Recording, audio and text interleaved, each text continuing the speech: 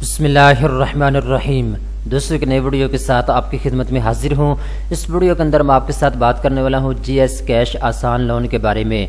GS bank की जानिब से पूरे पाकिस्तान के अंदर बहुत ही आसान शरत पर कर्जा दिया जा रहा है।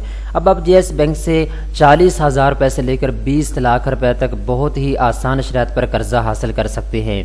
इस वीडियो के अंदर मैं आपको डिटेल के साथ बताऊंगा कौन कौन से डॉक्यूमेंट्स की आपको ज़रूरत होगी कर्जा लेने के लिए, मार्कअप आपसे कितना लिया जाएगा, आपने अप्लाई कैसे करना है, मुकम्मल तफसीलात इस वीडियो के अंदर मैं आपको बताने जा रहा हूं। तो चलते हैं वीडियो की तफसील में।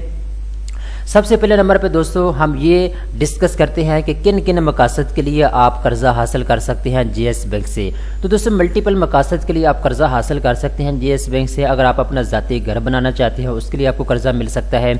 अगर आप कारोबार शुरू करना चाहते हैं उसके लिए आप कर्जा ले सकते हैं। अगर आप अपने बहन बेटी की शादी करना चाहते हैं उसके लिए आप कर्जा ले सकते हैं। अगर आपका कोई अजीज़ बीमार है आप उसके इलाज के लिए कर्जा ले सकते हैं।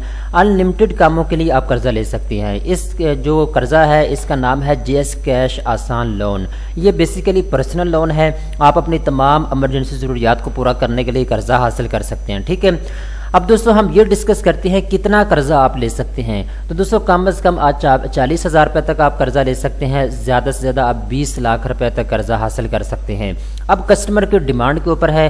अगर आपको 5 लाख की ज़रूरत है आप 5 लाख ले सकते हैं। अगर आपको 10 लाख की ज़रूरत है तो आप 10 लाख ले सकते हैं। अगर आपको 15 लाख की ज़रूरत है या 20 लाख की ज़रूरत है तो आप अपनी ज़रूरत के मुताबिक कर्जा ले सकते हैं। ठीक है, अब दोस्तों हम बात करते हैं इस कर्जे को आपने कितने सालों के अंदर महाना किस्त के साथ वापस करना होगा। तो दोस्तों 5 साल के अंदर अंदर महाना किस्त के साथ आपने तमाम पैसों को आपने वापस करना होगा।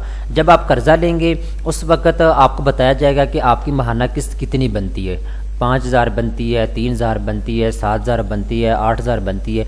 जितनी भी आपकी महाना किस्त बनती है आप उसकी मुकम्मल डिटेल बताई जाएगी। ठीक है, तो आपने हर महीने अपनी महाना किस्त जमा करवानी होगी बैंक के अंदर जाके। ठीक है, तो ये मैंने आपको तफसील इसकी बता दी है। अब दोस्तों हम बात करते हैं कौन कौन से डॉक्यूमेंट्स की आपको ज़रूरत होगी जब आपने कर्जे के लिए अप्लाई करना है। तो दोस्तों 4 किस्म के डॉक्यूमेंट्स आपको चाहिए होंगे जब आपने कर्जे के लिए अप्लाई करना है। नंबर 1 दोस्तों आपके पास CNAC की कॉपी होनी चाहिए। जब आपने कर्जे के लिए अप्लाई करना है ओरिजिनल शनाख्ती कार्ड आपके पास होना चाहिए। ठीक है, और आपकी एज 21 साल से लेकर 60 साल के दरमियान में होनी चाहिए कर्जा हासिल करने के लिए। कम से कम आपकी 21 साल एज होना लाजमी है।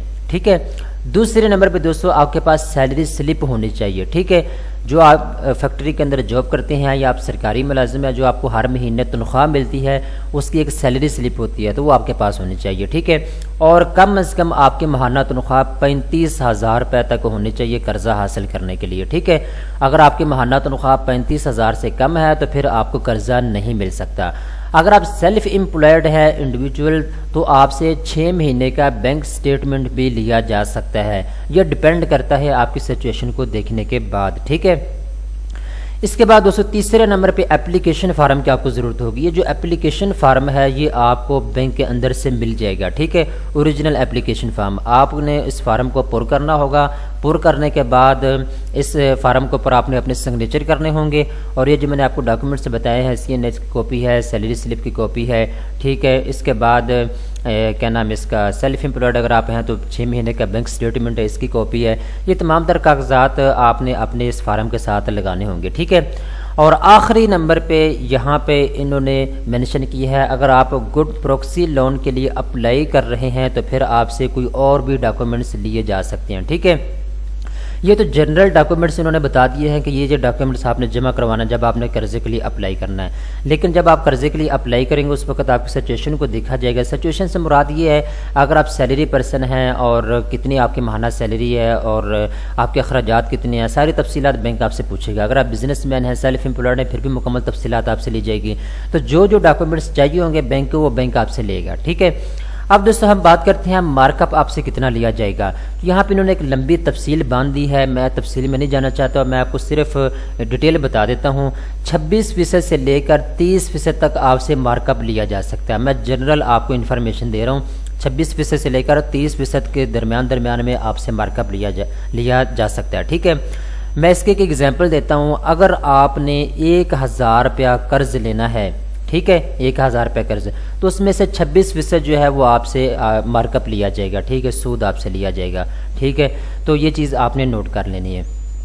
अब दोस्तों हम बात करते हैं चार्जेस के बारे में, कितने आपसे चार्जेस लिए जाएंगे। तो सबसे पहले नंबर पर दोस्तों 3500 रुपया आपने प्रोसेसिंग फ़ीस जमा करवानी होगी। प्रोसेसिंग फ़ीस का मतलब ये होता है जब आपने दरख्वास्त जमा करवानी तो साथ ही आपने 3500 रुपया जमा करवाना है। लेकिन ये 3500 रुपया फिक्स नहीं है, इससे थोड़ा सा कम भी हो सकता है। उसकी वजह ये यहाँ पे इन्होंने मेंशन किया है कि जितना आप कर्जा लेंगे उसका 1% आपने प्रोसेसिंग फ़ीस की मद में जमा करवाना होगा। ठीक है, ये जो 3500 रुपये इन्होंने लिखा है ये एग्जाम्पल के तौर पे लिखा हुआ है। ठीक है, इसके बाद दोस्तों हम बात करते हैं लेट फीस के बारे में। अगर आप अपनी माहाना किस्त लेट जमा करवाएंगे तो 1000 रुपया आपको जुर्माना हो सकता है।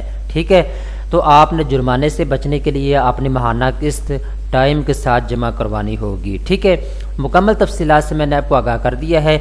अगर आप इसकी डिटेल के साथ इन्फॉर्मेशन लेना चाहती हैं तो मैं लिंक आपको नीचे डिस्क्रिप्शन के अंदर दे दूंगा, आप यहाँ के खुद भी तमाम तर तफसीलात को पढ़ सकते हैं।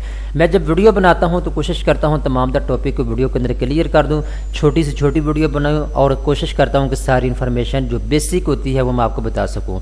दोस्तों उम्मीद करता हूँ ये वीडियो आपको पसंद आई होगी। इस तरह की मज़ीद अच्छी वीडियो देखने के लिए चैनल को सब्सक्राइब कर लें।